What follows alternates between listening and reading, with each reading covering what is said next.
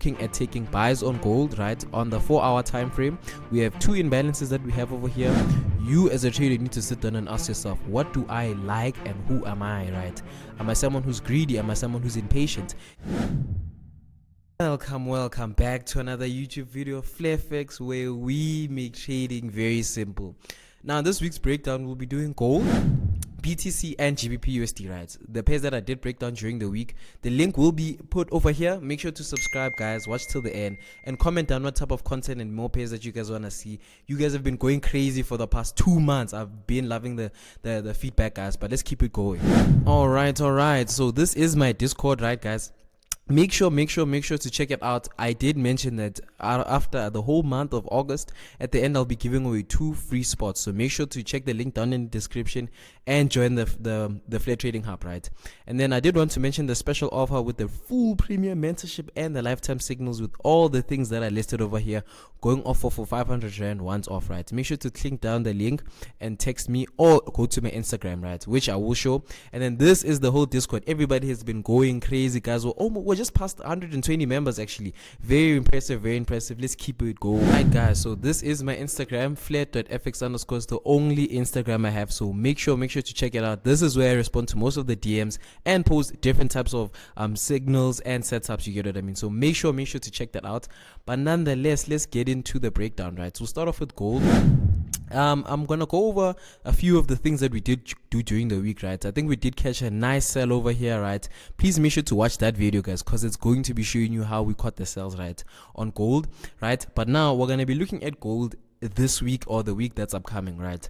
So obviously we'll start off with the daily time frame. Now the main reason why I brought this one up, right, and I really just wanted to make sure, let me just check something. Yes, the main reason why I brought gold and the other pairs that we did break down during the week is because of where they are right now, right? So gold is at its all-time high. 2,500 ounces is where I genuinely wanted to see gold pushing all the way to the top, right? So now when we see this huge bullish run all the way to the top, we can anticipate that after that there's going to be some exhaustion and we're going to see price coming to retrace down, right? Now for us, we have to find places on where to buy, right? So there's different ways we can approach this.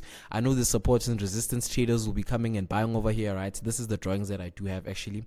Let me just remove everything so I can break it down. But this is on the daily time frame, mind you, guys. So already on the daily time frame, we can see that the highest high of the highest high is broken, right? We have a break of structure over here. So now with gold, me understanding the way it moves, right, when there's this huge big impulsive move, price likes to range within it, right? So for example, if you see this whole big move, this on the daily candlestick, right, a daily push all the way to the top, we can see a whole lot of consolidation within, right? So what's happening here is what I'm anticipating to happen within over here, right? I just want to give you more examples to show you, like a whole bullish daily candle, a bearish daily candle push all the way to the downside, we see some consolidation all the way to the top, right? So it's very similar with gold, especially when it does this, right? We can anticipate some consolidation, like relatively between like the daily time frame candle and maybe the previous day, right? But now, us understanding the whole market structure and everything else, we can highlight the lows, the very low of the low and the very highest of the high, right? Bingo bango, right? So this is the range we're going to be focusing on for the upcoming week, right? So we'll go over to the 4-hour time frame. So when we go over to the 4-hour time frame, we can already see that, okay, if we are anticipating gold to come all the way to the downside, we can anticipate it to fill out these imbalances over here, right? This is something we want to see, right? There's no way a currency or a pair or an index or crypto doesn't come back to fill out its imbalances. That's one thing I've noticed after backtesting the crypto. Like I said during the week, guys, make sure to watch that video. I will link it on top over here. Like I was basically explaining how I view crypto now and how I've been backtesting and really practicing to really push it out, right? And then with the synthetic indices, I still am practicing, guys. It is a different market. I would classify myself like as more of a forex trader, so I do step away from a lot of the synthetic indices and I focus on the pairs that I focus on, right? But for our time frame gold, right, we can already see that there is imbalances that are left over, right? So we can anticipate it to sink all the way to the downside, right? For our time frame, seeing that there's this nice imbalance over here, we can come with the Fibonacci retracement tool to kind of help us guide us to see where we can be looking for price to retrace, right? Like I said, with gold, it likes to retrace relatively between 50 and 60%, right? But now, in and of its own, we can already see that there's a whole lot of imbalance already in the zone, right? Highlighting even the 73%, right? So now going over to the 1 hour time frame, let's see if we can catch any entry, right? let me see. On the 1 hour time frame, as you can clearly see, the imbalances relative over here are already finished, right? So we don't anticipate gold to sink all the way to the downside so bad, right? So now we will be focusing on relatively over here, right? On the 2 hour time frame, right? So on the 2 hour time frame, we can see that this is a really nice spot. Then when we even go to the 4 hour time frame, we can see that there's a nice order block over here, right? So now I'll remove this and I will remove this, right? So for me, just highlighting everything that we just highlighted, we can see that, okay, cool, the imbalance over here, the imbalance over here. When we went over to the 1 hour time frame and the 2 hour time frame, you can see we don't have as much clean entries for like an order block entry. But for me, looking at it in of its own, right, I understand that these imbalances could be filled out and then we could take it off of the 4 hour order block, right? Just for safety measures, guys, because we do understand gold likes to wick, especially with the imbalances, right? For example, look, we anticipated gold to fill out this imbalance and look what it did, it wicked, right? In many instances, it does do that. We can anticipate even gold to come back all the way to the downside. But I doubt with the whole bearish momentum all the way to the top, it is looking really nice, right? Unless we see something on the daily time frame, like the candle opens like this, and then on the daily time frame, price just sinks all the way to the downside and closes below this one, right? Which I doubt, because gold is on its bearish run, guys, on this bullish run, my bad. So we just have to be patient enough. I can see this imbalance over here, but for now, our trade that we're going to be looking at for the upcoming week is we're going to be looking at taking buys on gold, right? On the 4 hour time frame, we have two imbalances that we have over here. We're going to come with our buy limit order, put it over here, right? Take profit relatively the high that it just made, right? And then our stop loss just below the 4 hour candlestick, right? Hoping that gold does retrace all the way to the downside like this, beautiful, like this, filling out this guy and this last guy, and then just respecting the order block that we have over here, and then pushing all the way to the top, right? This is a nice, let's see, this is a nice 5.3%, right? So let's just trade wisely, guys. It is gold. We have to see how it moves throughout the week, right? Let's move over to Bitcoin now with Bitcoin, right? This is on the daily time frame. With Bitcoin, it's with crypto in and of its own. Let me just say crypto, it is a totally different market, right? But it genuinely does pay, guys. For the guys who don't want to really trade the crypto, try taking a chance and looking at it. I'd say it gives you relatively the same and even equal amount of money that the indices do, right? And I would say they're not, like for me, Bitcoin, it moves way nicer compared to your indices, right? And it pays more, right? So now I just want to go over a trade that I took during Friday or Thursday, right? I will put the screenshot over here, right? Of showing you where I took it. I think I closed relatively around like 300 rand. I just doubled the account because it's still a market that I'm not really used to, so I was just testing the market, right? So already with me, I did take buys over here. I think it was relatively this point over here. I just want to go over to the 4 hour time frame, right? Yeah, it was based off of this imbalance that we have over here on the 4 hour time frame, right? I took those buys. I'll remove everything else. Don't mind everything else. Let me just remove this, right? Because I was paying attention to it. I just want to explain why it is very important now and the way I see Bitcoin moving, right? So I did take buys over here, right? Bingo bango.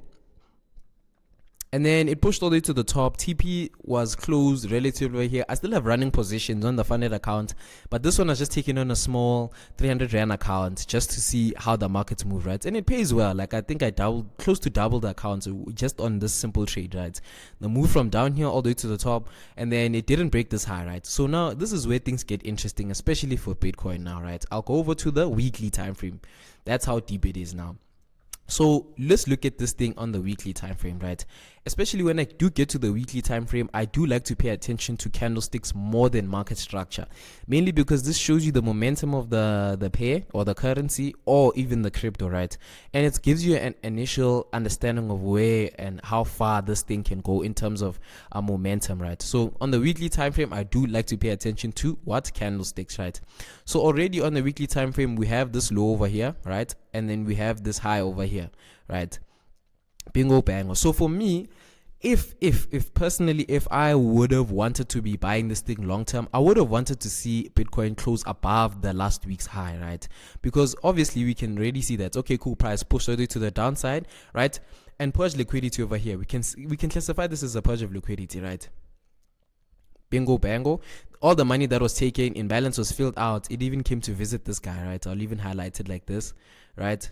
And there's many confluences for this thing. It visited this guy. It also probably mitigated this order block too. So it makes a lot of sense that why we got this reaction, right? So everybody right now, and I was part of it, right? I was anticipating it to keep on buying, right? Which is part of my bias, right? But I'm open to looking at it from both perspectives, a bullish side and a bearish side. And that's one thing I have been learning to do, especially crypto. That's one thing I can say it has taught me to look at the market in two perspectives, because in and of its own, you have to see things that you want to see for when the currency moves or when the crypto moves, right? So what do I mean by this? Weekly time frame, Bitcoin, that's the high, this is the low.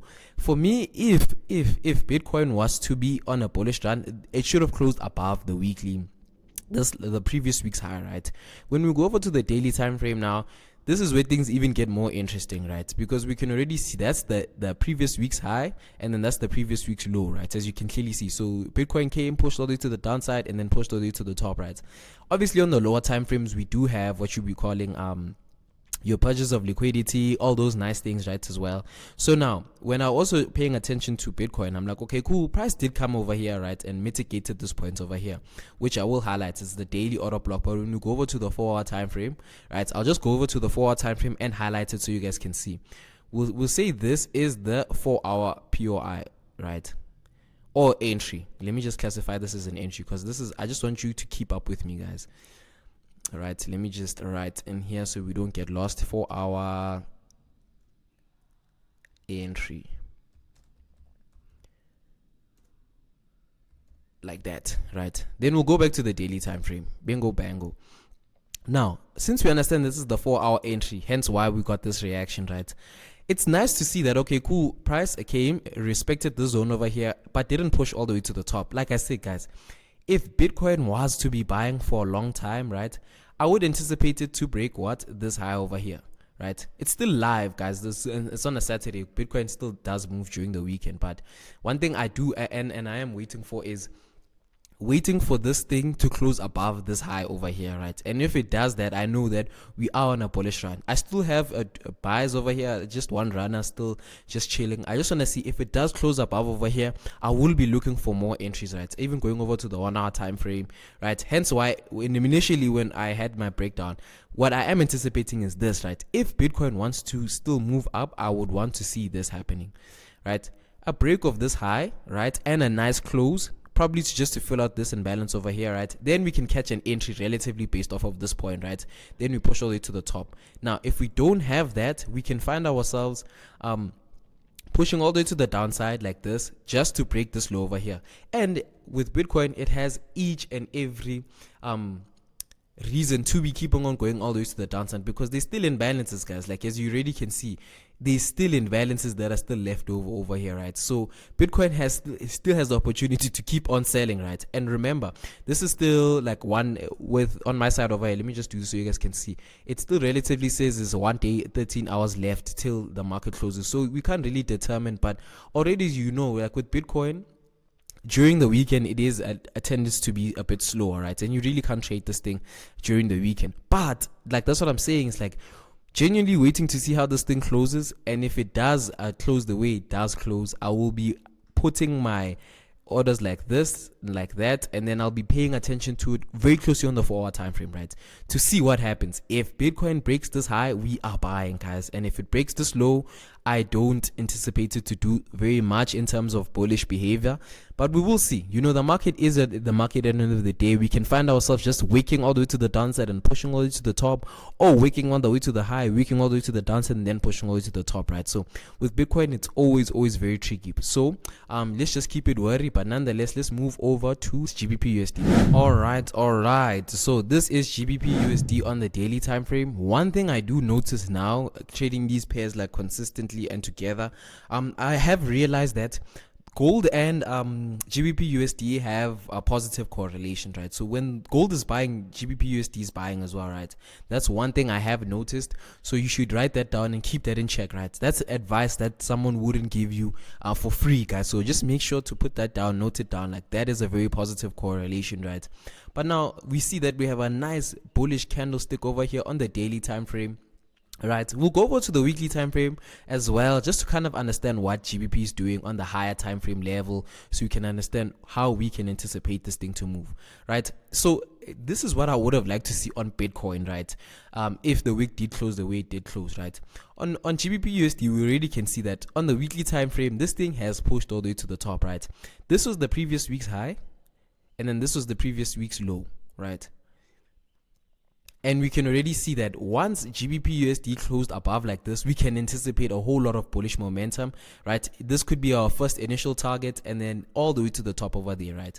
So now, me understanding where GBPUSD is right now, it's also taking in an accountability that the momentum is in buys. Like, it's a very bullish market right now. We can be looking for more buy entries as much as it is, right? Now, when we go over to the daily time frame, as you really can see, this was the previous week's high, this was the previous week's low, right? And this we can even classify as change of character now, because we understand that it broke the week's high, right? Then we remove that. So now we understand that this is the range we're playing in. This low over here that we have over here, and then this high that we have over here, right? This is on the daily time frame, right? So now for me, understanding GBPUSD is that on the daily time frame, we don't see much imbalances over here. So I doubt it's going to sink in as much as it is, right? 4 hour time frame will just give us a more broader perspective, right? We have a nice what is this, fair value gap over here, but price is so far ahead, and with the bullish momentum we saw on the weekly time frame, I doubt it's gonna come back as far as that, right? So what I am anticipating for for GBPUSD is for it to retrace a bit, right? As we can see here, we have a break of structure over here. Change of character indicates trend reversal, breaks of structure indicate trend continuation, right? So we can come in over here, highlight this as a break of structure, clean card, finish. Now we can start breaking it down on the lower time frames to kind of see where we can execute, right? Now, looking at the 2 hour time frame, this is on the 2 hour time frame, mind you guys, we can see that here it's a whole lot of consolidation. Even if I could highlight this, you can see it's just a whole lot of consolidation, and then price eventually broke out of it, right? And then the beauty of this, once it broke out of it, it didn't leave too much imbalances at the back, right? And I doubt it's gonna come back. Like, with the bullish momentum this thing is having, guys, I doubt it's going to retrace all the way to the downside over here, right? Me looking at it in its own, right, I could come back and just put it like this, right? Let me just remove this like this. We'll keep this and this, that, and then yeah, we'll leave it like this, right? We could anticipate that this thing could sell all the way to the downside, but I am paying attention to the weekly time frame, guys. It's like the momentum is so much, like it's genuinely so much. We could anticipate that it could come maybe to the half. Let me just do this. Like, it could come back half of the weekly time frame like this. I could highlight half of this, right? Excuse me, guys. This is the weekly time frame. I just highlighted half of this weekly candlestick, right? And then we'll go back to the 2 hour time frame. Then we can see that, okay, cool, we understand why price was playing around this point, because it was the equilibrium. And then even when you look at the far right, it is a significant number. Let me just show you guys, right? It's on 28,475, like relatively 28,500, right? So it is a psychological number as well. But with GBPUSD, just to get to the end of the point and the entry, right, with what I am anticipating, looking at this thing with the bearish momentum it has, I doubt it's gonna sell off too heavy. But what I am anticipating is maybe price to come back, fill out these imbalances. These are the current imbalances that it has, and then maybe mitigate this order block that we have over here in the 1 hour time frame, right? It looks way much better on the 2 hour, like this, right? Clean cut finish. It looks so much better over here. So we can find ourselves letting price come back, maybe mitigating this points over here. We could even do half of this, right? We could take half of this order block, because it is big, guys. It's on the 2 hour time frame, so we can find ourselves maybe executing based off of this point. Bingo bango over here. Take profit could be this, and all the way to the top, like I did highlight over here. We could even go for 31k, guys, or this high over here, right? But we have to be patient, as we can clearly see. Even if I could highlight this as a Fibonacci retracement tool like this, we are relatively at a point where we can understand why it stopped here, right? But we do anticipate it to go a bit deeper. Looking at market structure, the weekly time frame, you get what I mean, guys? It's like stacking the confluences. Firstly, doing a top-down analysis, starting from a higher time frame, understanding where the currency or the pair that you're trading is going, right? If it's going up, is there any bearish or bullish momentum indicating that? And like I said, the only way to figure this out is looking at candlesticks, guys. Candlesticks are so important. Then when you go over to the daily time frame, this is where you kind of understand the market structure in a much more deeper sense. You understand where the momentum is going. Now the market structure needs to also give you the same idea that you found on the higher time frame or the weekly time frame. Now you're seeing changes of character. Now you're seeing breaks of structure. You're understanding that, okay, cool, the market is moving to the direction we were anticipating on the weekly time frame. When you get to the 4-hour time frame, this is where you look for your imbalances. Are there any imbalances that you found, and is price liable to come back to that and respect it, right? This is also a time frame where you could be potentially looking for what? For your entries. When you go over to your 1-hour time frame, to your 15-minute time frame, this is where you're just doing refinement. This is you just cleaning up the work that you've already seen and making everything more, putting everything together, right? And that's based off of the weekly time frame. You get what I mean? Then when everything comes together, this gives you much more confidence when you hold trades for a very long time. You can swing them, get sniper entries, and actually gain that consistency over a long period of time, guys. It is a patience game, but when you do take the time to really understand who you are and what you like to trade like, and finding your pairs, guys. Like, even if I could push this thing all the way to the far left, right, I just want to show you, because maybe you guys don't understand like what I genuinely focus on during the week, right? This is everything I focus on, right? Obviously I have all of these currency pairs over here for the clients that really want me to go over certain stuff, but for me personally, this is more than enough. I have the DXY. I want to understand where the dollar is going to be going, which makes it easier for me to trade GBPUSD, gold, even BTC, right, and Nasdaq as well, right? So those are the only things I genuinely look at, because those are the currency pairs and the indices and the crypto that I'm good at, right? I'm not trading gold because Mr. Flair is trading it. I'm not trading BTC because who is trading, right? It's because of, it's something that I'm genuinely interested in. You need to find currency pairs you're actually interested in, guys, or else this thing's gonna be boring. This thing is already boring on its own, because you're already looking at, what is this, following your trading plan every single day, right? But one thing I do like about the market is that it presents different opportunities for different types of personalities, right? You as a trader need to sit down and ask yourself, what do I like and who am I, right? Am I someone who's greedy? Am I someone who's impatient? Then I should be looking for these types of pairs. What type of feedback do you want? Are you a slow feedback type of person? And you could look into swing strategies. Are you a quick feedback type of guy? So you should look into intraday and scalping, right? And those are the types of strategies you can be looking at. Now you need to find pairs that match your strategy, right? For instance, if you're a quick feedback type of guy, look at high volatility currency pairs. If you're a forex trader, right, your GBPUSDs, your USD JPYs, your GBP JPY even, right? Those are quick moving pairs, right? Hey, I'm even going off. This is a whole psychology thing now. If you're someone who wants or likes slow feedback, you could look into the slower moving currency pairs. If you're a forex trader, you could look into your AUD USD, you can look into your USD CHF, right? NZD USD, those are a bit slower than the other major pairs, right? If you're a crypto guy, you could be looking to your Ethereum, right? If you are an indice guy, you could be looking into German 30 or your US 30, depending on the type of personality you have. Number one, the capital you have and the time you have on your side, right? If you're working a full 9-to-5 job and you don't have time to be on your phone, a swing strategy would make sense. The type of strategy that I'm giving you, what I push, is for people who work, for people who are in school, right? And for the people who are full-time traders, you guys can even go over to the lower time frames, like your 5-minute, and even catch entries based off of that, guys. But for me, it is yet another week. It is yet another dollar. Make sure to like, comment, subscribe, guys. Road to 1K before the end of the year. I genuinely believe we can, guys. But nonetheless, thank you for watching to the end. It's yet another week, yet another dollar. Mr. Flair signing out.